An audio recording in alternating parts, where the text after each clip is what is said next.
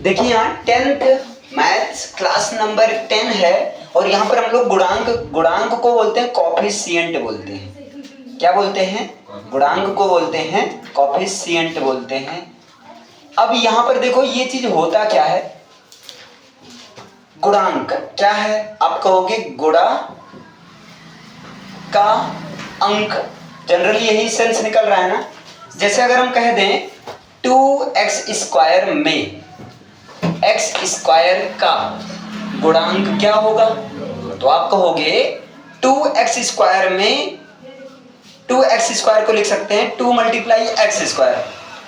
तो एक उपाय मैं बता दे रहा हूं, जिसका गुणांक पूछे उसको सरका देना। आप तो सरका सकते नहीं हो, है ना? मैंने सरका दिया तो आप क्या कर देना, उसको छिपा देना। आप क्या करना भैया, उसको छिपा देना। देखो ऐसे मैंने छिपा दिया तो कौन बचा? आप करो 2 बचा, तो क्या होगा?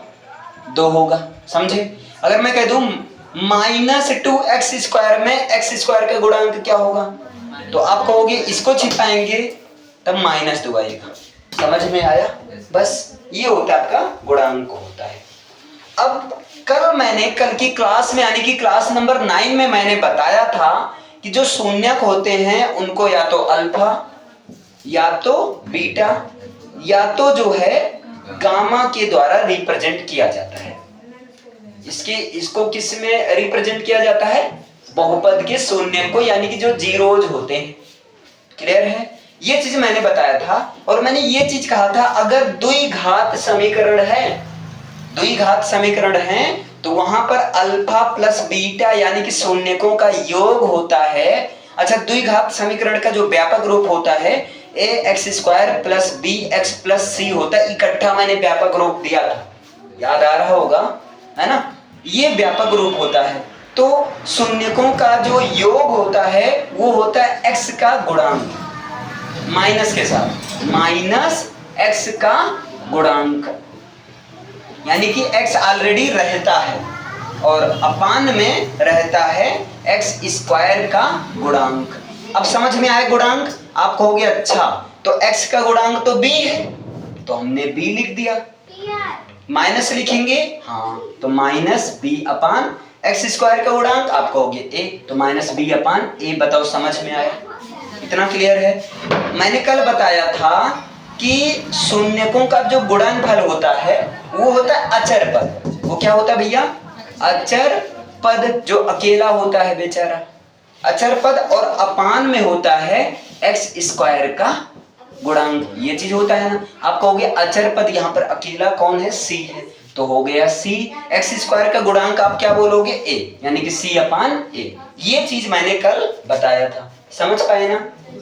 अच्छा, अब यहीं पर ये सारी चीजें किसके लिए हैं? आप कहोगे द्विघात समीकरण के लिए। किसके लिए है भैया? द्विघात समीकरण के लिए। अब यहीं पर अगर हम बात कर दें त्रिघात समीकरण के लिए, अगर हम बात कर दें त्रिघात समीकरण के लिए या त्रिघात बहुपद के लिए, हम किसकी बात कर दें? वैसे यहाँ समीकरण नहीं बोलेंगे क्योंकि समीकरण बोलने का मतलब बराबर में कुछ आना चाहिए, दाएं पक्ष बाएं पक्ष होना चाहिए। तो हम यहाँ पर क्या बोलेंगे? त्रिघात बहुपद बोलेंगे। अभी तक जो मैंने समीकरण बोला इसके लिए मैं सॉरी चाहता हूँ। यहाँ त्रिघात बहुपद, तो आप कहोगे त्रिघात बहुपद का व्यापक रूप क्या होता है? मैंने बताया है, त्रिघात समीकरण का जो व्यापक रूप होता है वो होता है ax³ + bx² + cx + d। ये होता है, क्या होता है? आप कहोगे त्रिघात समीकरण का व्यापक रूप होता है।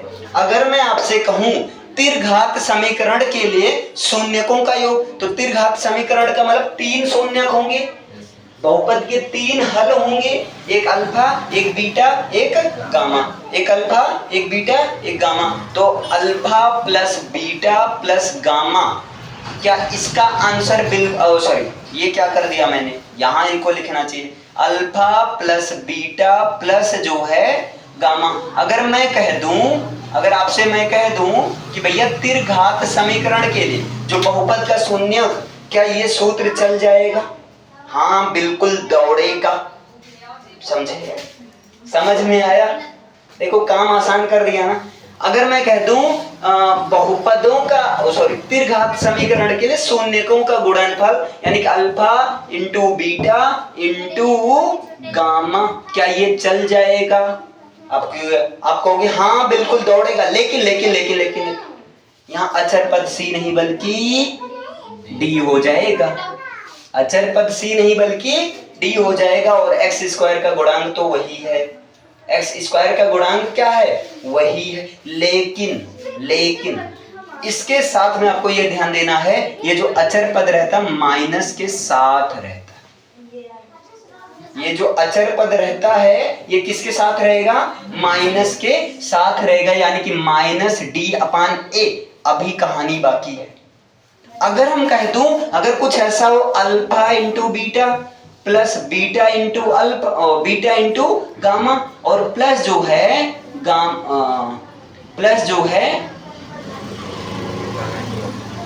प्लस गामा इंटू अल्फा बराबर क्या होगा? तो आपको क्या बोलना है? यहां पर सी अपान ए होगा। अंतर क्या है? सी अपान ए का मतलब आप क्या बोलोगे? एक्स का गुणांक। क्या बोलोगे आप? सी का मतलब आप बोलोगे एक्स का गुणांक, वो भी प्लस में, और अपान ए का मतलब क्या बोलोगे? एक्स स्क्वायर का गुणांक। मतलब सेम वही चीज है। बताओ समझ में आया? रिलेट करके समझ में आ गया? आपको द्विघात समीकरण वाला समझ में आया था? द्विघात समीकरण के लिए शून्यकों का योग जो था यही था। यही चीज आपका त्रिघात समीकरण के लिए है। बस भाई त्रिघात समीकरण में 3 शून्यक होंगे, मतलब बहुपद के 3 हल होंगे, तो ऑब्वियसली अल्फा गामा बीटा बराबर होगा माइनस एक्स का गुणांक अपान एक्स स्क्वायर का गुणांक। ये योग हो गया है ना, ये गुणनफल हो गया माइनस अचर पद अपान एक्स स्क्वायर का गुणांक माइनस डी अपान है। लेकिन इसमें क्या आप कहोगे? अगर ऐसी बात होगी alpha beta plus beta gamma plus gamma alpha, तो वहां पर होगा एक्स का गुणांक अपान एक्स स्क्वायर का गुणांक। बताओ इतना समझ में आया? इतना समझ में आया भैया? कोई दिक्कत? अगर मैं आपसे पूछ लूं, अच्छा एक बहुपद और होता है, शायद मुझसे छोड़ गया था। एक बहुपद होता है ना, नियतांक बहुपद होता है। ये चीज याद रखना, एक बहुपद होता है जिसका नाम है नियतांक बहुपद। नियतांक बहुपद को बोलते हैं कांस्टेंट पॉलिनोमियल। नियतांक बहुपद को क्या बोलते हैं? Constant polynomial. अब एक चीज इसको ऐसे समझो, पीछे वाला रिवीजन भी करो। देखो मैंने बताया था बीजीय व्यंजक की अधिकतम घात 1 हो तो उसे कहते हैं रैखिक समीकरण। मतलब बहुपद की घात 1 हो तो क्या बोलोगे? रैखिक समीकरण। बहुपद की घात 2 हो तो उसे क्या बोलेंगे? द्विघात बहुपद, रैखिक बहुपद कहेंगे। समीकरण हमारा खोपड़ गया, पता नहीं कहीं चढ़ने चला जाता है, सॉरी इसके लिए भैया। अगर बहुपद की घात 1 है तो आप क्या बोलोगे? रैखिक बहुपद। बहुपद की घात 2 है तो आप क्या बोलोगे? द्विघात बहुपद, क्वाड्रेटिक पॉलिनोमियल। बहुपद की घात 3 है तब क्या बोलोगे? त्रिघात बहुपद। बहुपद की घात 4 है तो क्या बोलोगे? चतुर्घात बहुपद। हम कहते हैं अगर बहुपद की घात का मतलब बहुपद में जो चर की अधिकतम घात होती है, बहुपद की घात 0 हो, बहुपद की घात क्या हो? 0 यानी कि शून्य हो, तब उसे क्या बोलेंगे? तब उसे बोलेंगे नियतांक बहुपद बोलेंगे। तब उसे क्या बोलेंगे? नियतांक बहुपद बोलेंगे।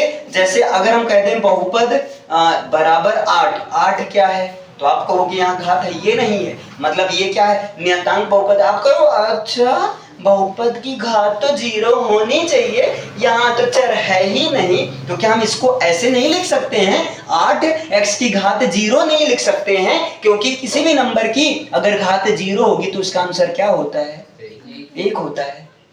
अब लगा, अब दिखा, हाँ सर जी अब दिखा, मान रहे, मानो फिर समझ में आया। इसलिए नियतांक अगर कोई अंक लिखा हो तब समझ लो क्या है? नियतांक बहुपद है, क्योंकि अंक को हम x की पावर 0 या कोई भी चर ले लो उसकी पावर 0, क्योंकि इसका मतलब 1 आएगा तो 8 के 8 आखिर आएगा तो वही है ना। अगर कोई पूछ ले अच्छा तुम कह रहे हो 8x घात 1 है रैखिक बहुपद, 8x की घात 2 घात 2 है द्विघात बहुपद, 8x की घात 3 है त्रिघात बहुपद, 8x की घात 4 है चतुर्घात बहुपद। अच्छा फिर बताओ 8x की घात 0, अब इसे कौन बहुपद बोलेंगे? नियतांक बहुपद बोलेंगे। समझ में? अब पंचघात ये सब मत चलना, 4 घात तक ही चलो। आवश्यकता आएगी तो वो सब बताया जाएगा, पंचघात ये सबका ऐसे नहीं हो, नहीं कहोगे अच्छा अगर माइनस हो तो बहुपद होगा ही नहीं। आप कर अच्छा सर जी मान लो अगर घात -1 हो तब कौन सा, तब वो बहुपद है ही नहीं, क्योंकि बहुपद वो होता है जिसकी घात धनात्मक हो। समझ में आया? ऐसे पढ़ा जाता है। चलो ठीक है, अभी क्लियर है ना? कोई दिक्कत? इसे पहले नोट डाउन करिए, इसे लिखिए।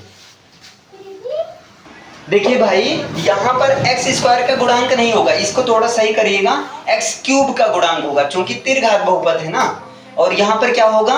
x क्यूब का गुणांक है ना, यहाँ पर क्या होगा? x क्यूब का गुणांक होगा, तभी तो a आएगा। कहाँ गए? अगर x स्क्वायर का गुणांक करेंगे b हो जाएगा, गलत हो जाएगा, इस चीज को ध्यान दीजिए। त्रिघात बहुपद है, एक्चुअली क्या हुआ इसके पहले द्विघात बताया गया था, हम ऐसे समानता दिखाने के चक्कर में भूल गए, लेकिन अब चलो पाप सुधार दिए ना, ठीक है। तो आपको क्या करना है, x यहाँ अपान में ये देखो ये x क्यूब का गुणांक, इसको सही करिए भाई, थैंक यू, इसको सही कर लीजिए। अब यहाँ पर देखिए एक इंपॉर्टेंट, देखो भैया मैंने क्या बताया था, रैखिक बहुपद वो होता है जिसमें क्या हो, बहुपद की घात 1 हो, लीनियर इक्वेशन। तो देखो इसको क्या बोलते हैं? लीनियर। इसको क्या बोलते हैं? लीनियर। तो लीनियर में क्या छिपा है? आप कहोगे लाइन छिपा है ना? लीनियर में क्या छिपा है? लाइन छिपा है। तो बस इसको ऐसे समझो, जो रैखिक बहुपद का व्यापक समीकरण ax + b होता है ना, इसका जो ग्राफ होगा, इसका जो ग्राफ होता है वो एक लाइन होती है, ऐसी ऐसी कैसी, चाहे तिरछी लाइन, मतलब समझ रहे ना? हाँ नहीं तो मैं मजाक में बताऊं तुमको, अच्छा मजाक कर रहा है बंदा, नहीं मजाक नहीं करो, ऐसी ऐसी ऐसी ऐसी, है ना? तो जो रैखिक बहुपद का समीकरण होता है वो क्या होता है? एक सरल रेखा होती है। क्या होती है? एक सरल रेखा होती है। अभी आप केवल इतना याद रखो, अभी क्या है क्या नहीं ये दिमाग मत लगाओ, है ना? लाइन से दिमाग में आया, एक सरल रेखा होती है और किसी बिंदु को -b/a और 0 पर वो काटती है। कुछ नहीं समझ में आया कोई बात नहीं, इतना तो याद रख ही सकते हो ना, ठीक है। और जो द्विघात बहुपद होता है ax² + bx + c, जो द्विघात बहुपद होता है ना, द्विघात बहुपद में जो ग्राफ होगा, ग्राफ का आकार या तो ऊपर की तरफ खुला हुआ या तो नीचे की तरफ खुला हुआ। एक्चुअली इसको कहते हैं पैराबोला। इसको क्या कहते हैं? पैराबोला, यानी कि परवलय कहते हैं। इसको क्या कहते हैं? परवलय कहते हैं। बस इतना याद रखो, काम हो गया तुम्हारा।